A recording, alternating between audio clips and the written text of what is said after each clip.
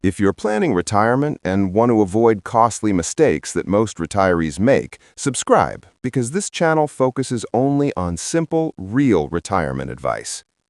Most people think money problems come from bad math. They think if they just knew the right formula, the perfect percentage, or the best investment, everything would suddenly make sense. But in real life, money rarely breaks because of numbers. It breaks because people change, and their money habits don't change with them. What worked in one season of life quietly stops working in another, and nobody really prepares us for that. What makes money confusing is that it grows up with us. The way you think about money at 25 is not the way you think about it at 40, and the way you think about it at 40 is very different from how you'll feel about it at 70.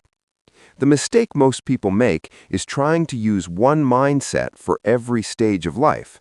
That's when even a good plan starts to feel stressful, wrong, or unsafe. Early adulthood is where everything feels unstable. You're still figuring out who you are, what you want, and where you're going. Income is usually inconsistent. Careers are still developing. Many people are living paycheck to paycheck, not because they're irresponsible, but because they're early in the process. At this stage, money feels fragile. One unexpected expense can wipe out months of effort. That's why saving doesn't feel rewarding yet. It feels like sacrifice without feedback. At this point in life, money is often used to build identity. People spend on education, experiences, clothing, cars, or lifestyle upgrades because those things help them feel like they're moving forward. From the outside, it can look like poor financial behavior, but psychologically it makes sense. People are investing in who they are becoming, not just in accounts and balances. Fear also shows up early, but it shows up in opposite ways. Some people become extremely cautious. They don't want to risk anything because they feel they have too little to lose. Others do the opposite. They take extreme risks because they believe time will fix mistakes later.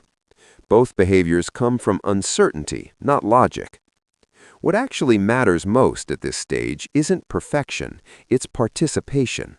The biggest advantage young adults have is time, not precision.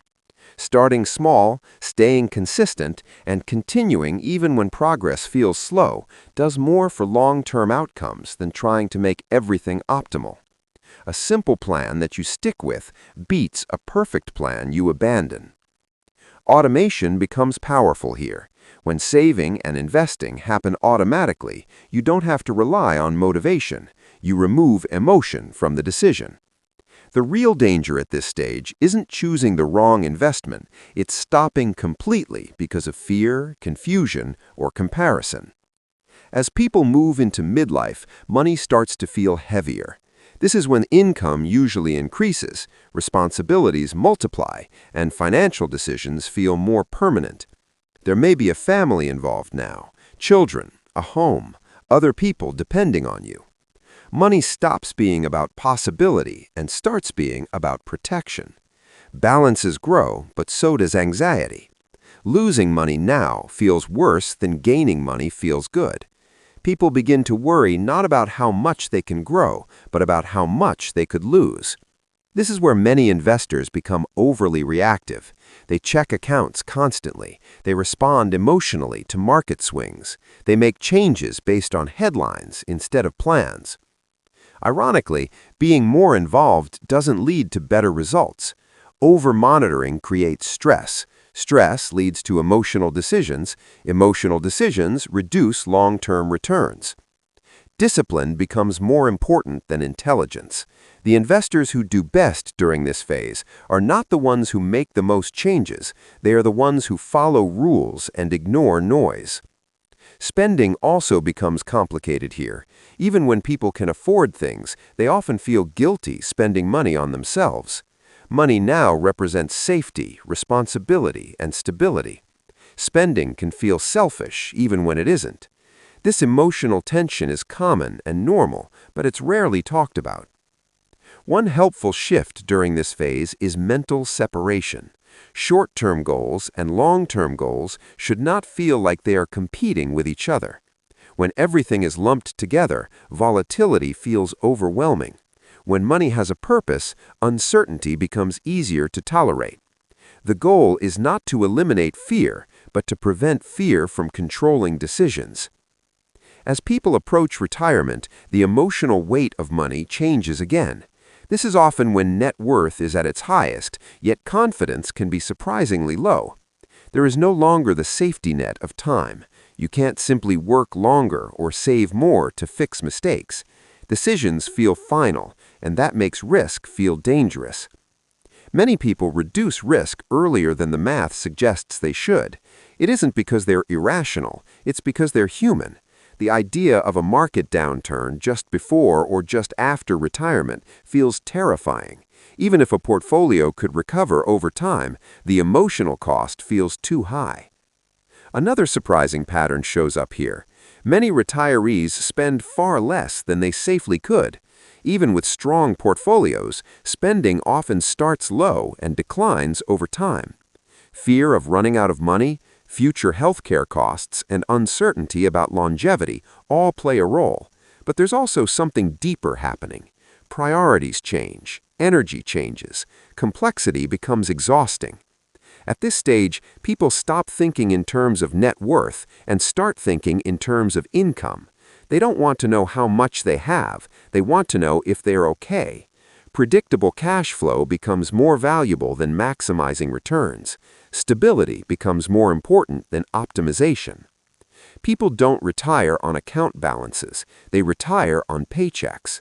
When income feels steady and visible, anxiety drops, confidence rises, life feels manageable.